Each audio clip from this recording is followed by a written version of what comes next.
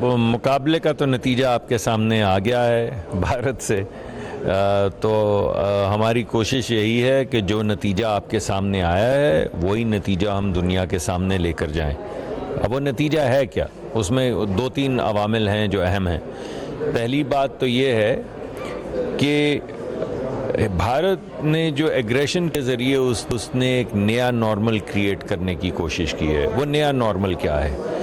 ایک تو وہ نیا نارمل یہ ہے کہ جس کو وہ پوری دنیا میں ایک نئی ڈاکٹرن چل رہی ہے، ڈیفینسو اوفینسو یا اوفینسو ڈیفینسو، پتہ نہیں کیا اس کا نام ہے، مگر مقصد یہ ہے کہ اگر میرے گمان میں یہ آئے کہ ہو سکتا ہے آپ آنے والے وقت میں مجھ پہ حملہ کریں، اگر میرے گمان میں یہ آئے تو مجھے حق مل جاتا ہے کہ میں آپ کے اوپر جنگ کر دوں، یا اگر کوئی ایسی چیز ہوتی ہے جو انفارچونیٹ ہے اور آپ کو شک پڑے کہ جناب اس کے پیچھے مصدق صاحب ہیں، تو آپ میرے پہ حملہ کر دیں بغیر کسی ایویڈنس کے۔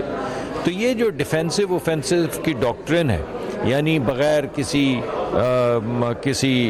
شہادت کے، بغیر کسی ایویڈنس کے ایک ملک اپنے اوپر یہ اپروپریٹ کر لے کہ کیونکہ مجھے شک ہے تو میرا شک ہی کافی ہے حملہ کرنے کے لیے، اس ڈاکٹرن کو ہمیشہ کے لیے ہم نے جنگ کے ذریعے بھی دفن کیا ہے، اور نیریٹو میں بھی ہم چاہتے ہیں کہ یہ ساری دنیا کے سامنے آئے۔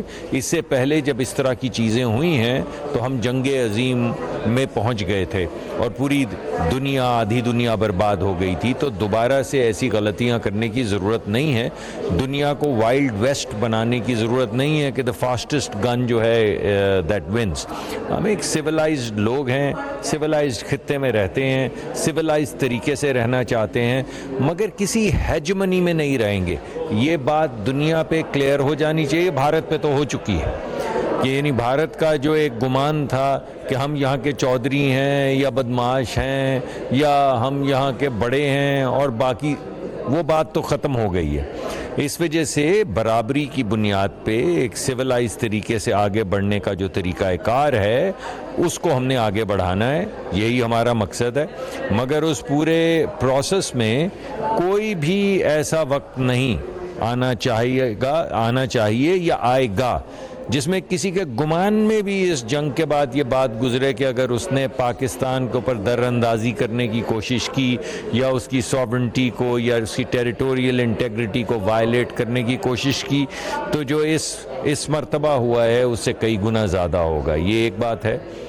دوسری بات یہ ہے اس پورے مارکے میں جو سامنے آئی ہے کہ ایک اور طریقہ کار دنیا میں شروع ہو گیا جو آپ نے اور بھی جگہوں پہ دیکھا ہے، اسرائیل میں دیکھا ہے، باقی جگہوں پہ دیکھا ہے، کہ اگر آپ کا کوئی کانفلکٹ ہو جائے تو کچھ ممالک ایسے ہیں جو سمجھتے ہیں کہ سویلینز کو شہید کرنا، 6 سالہ بچی کو شہید کرنا، 7 سال کے بچے کو شہید کرنا، کسی مسجد کو برباد کر دینا یا کسی واٹر انسٹالیشن پہ حملہ کر دینا ایک فیئر گیم ہے۔ تو ہم یہ چاہتے ہیں کہ یہ بات کلیئر ہو جائے کہ یہ کسی بھی صورت قابل قبول نہیں، نہ صرف ہمارے لیے، دنیا کے لیے، بیکاز جب آپ ایسا کرتے ہیں تو آپ دوسرے کو بھی یہ حق دے دیتے ہیں کہ وہ ایسا ہی کرے۔ اس وجہ سے یہ بھی جو ہیومن رائٹس کی وائلیشنز ہوئی ہیں، جس طرح اس جنگ میں سویلینز کو نشانہ بنایا گیا ہے، دیکھیے کہاں پہ وہ میزائل اور کہاں پہ 6 سالہ بچی، وہ بچی کیا یہ کوئی مردانگی ہے کہ آپ جہاز، ٹینک اور میزائل لے کے بچیاں اور بچے مار رہے ہیں؟ تو یہ بھی ایک دوسری بات ہے جو ہم نے سامنے لے کر آنی ہے۔ تیسری بات یہ ہے کہ وہ جو ایک گمان تھا بھارت کا کہ ہمیں کنونشنل وارفیئر میں تو ہمارا مقابلہ کوئی نہیں کر سکتا اور وہ پاکستان سے ہمارا کوئی مقابلہ نہیں، وہ مت ختم ہو گئی ہے۔ وہ جو ان کی دوسری مت تھی کہ جناب ہمارے پاس تو پتہ نہیں کون سے یہ رافیل جہاز ہیں، پچھلی مرتبہ ان کے وزیر اعظم نے بھی کہہ دیا تھا کہ اگر میرے پاس رافیل ہوتا تو میں یہ کر دیتا، میں وہ کر دیتا۔ کیا کیا؟ پرندوں کی طرح پھڑ پھڑاتے ہوئے نیچے آن گرے۔ تو وہ مت بھی ختم ہو گئی۔ تیسرا پتہ نہیں وہ کیا ہمیں سناتے رہتے تھے، S-300 ہے، S-400 ہے، ہمیں تو گاڑیوں کے ایسے نمبر سننے میں ملتے تھے۔ انہوں نے کہا ہمارا دفاع ایسا بن گیا ہے اس S-400 کے بعد کو پاکستان سے پرندہ بھی داخل نہیں ہو سکتا۔ تو پھڑپھڑاتے رہے وہ ڈرونز 3-3 4-4 5-5 گھنٹے دلی کے اوپر، تو اس سے بھی ان کو سمجھ آ گئی ہوگی، اس کی حقیقت بھی سامنے آ گئی۔ تو یہ تین انہوں نے جو اسموک اینڈ مرر کے کارخانے لگا رکھے تھے کنونشنل وارفیئر کا اور رافیل کا اور یہ اپنے دفاع کا، وہ تینوں ختم ہو گئے.